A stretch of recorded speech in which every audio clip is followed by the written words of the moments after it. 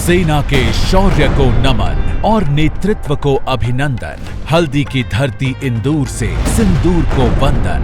आज 40 साल पुराना सपना हुआ है साकार। राष्ट्रीय हल्दी बोर्ड ने लिया है आकार। आइए इस ऐतिहासिक अवसर पर करें स्वागत केंद्रीय गृह एवं सहकारिता मंत्री श्री अमित शाह का। 29 जून 2025 दोपहर 1:30 बजे पॉलिटेक्निक कॉलेज ग्राउंड निजामाबाद के किसान महासम्मेलन में अरविंद धर्मपुरी, सांसद निजामाबाद लोकसभा क्षेत्र। कविता कविता कविता बीसी कविता बीसी एपुडैंदी कविता बीसी एलपी लीडर बीसी की मनोन्री पार्टी अध्यक्ष पदवी बीसी की मनोन्री पार्टी वर्किंग प्रेसिडेंट बीसी की मनोन्री 10 ఏళ్ళు మా నాయన ముఖ్యమంత్రి ఉన్నప్పుడు 50% బీసీలకు మంత్రి పదవి ఇవ్వలేదు, తప్పైందని చెంపలేసుకోమనుండ్రి. 10 ఏళ్ళు మేము అధికారం ఉన్నప్పుడు పూలే విగ్రహం అసెంబ్లీలో పెట్టలేకపోయినాం, తప్పైందని చెంపలేసుకోండ్రి. ఇచ్చిన 3 బీసీ మంత్రి పదవులలో ఒక బీసీ మంత్రిని రాత్రి వీకేసినాం, తప్పైందని చెప్పమనుండ్రి. చేసిన తప్పులన్నింటికి గన్ పార్క్ నుంచి అసెంబ్లీ దాకా పోయి ఏ అమరవీరుల స్తూపం నచ్చితే అమరవీరుల స్తూపం దగ్గర క్షమాపణ కోరుండ్రి. ఇలా కవితమ్మ వచ్చి బీసీలు అంటే అధికారంలో ఉన్న 10 ఏళ్ళు బీసీలు ఎందుకు గుర్తుకు రాలేదు?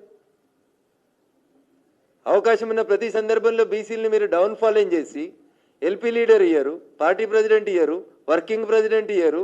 ఏమిచ్చిరన్న వాళ్ళు అధికారం అనుభవించే ప్రతిసారి మీరు అనుభవిస్తారు. అధికారం పోయిన తర్వాత బీసీ ఉద్యమాలంటే ఎట్లా ఎవరు నమ్ముతారు?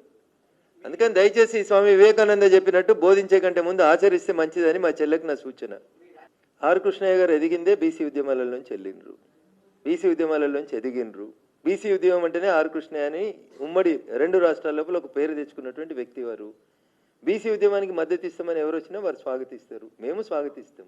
మేమేమంటున్నాం, బీసీ రిజర్వేషన్ బిల్లులో మైనారిటీలకి మతపరమైనటువంటి రిజర్వేషన్లు కలిపిన బిల్లు పెట్టిండ్రు కాబట్టి మేము దాన్ని సపోర్ట్ చేయలేము అని చెప్తున్నాం.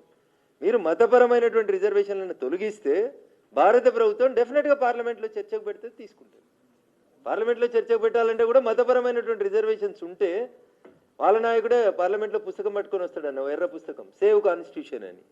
ఆ కాన్స్టిట్యూషన్ వారు పట్టుకొచ్చే కాన్స్టిట్యూషనే మతపరమైన రిజర్వేషన్లు ఇవ్వద్దని చెప్పింది.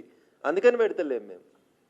అందులో రేవంత్ రెడ్డి గారు కరెక్టా, రాహుల్ గాంధీ గారు కరెక్టా? ఇద్దరు కూర్చొని, రాహుల్ గాంధీ గారి చేతుల్లో ఉన్న రాజ్యాంగం కరెక్టా, రేవంత్ రెడ్డి గారి జేబులో ఉన్న రాజ్యాంగం కరెక్టా, ఇద్దరు ఆలోచించుకొని ఆ బిల్లు మీద ఏమైనా చర్చ పెడితే తప్పకుండా భారత ప్రభుత్వం ఆలోచన చేస్తుంది.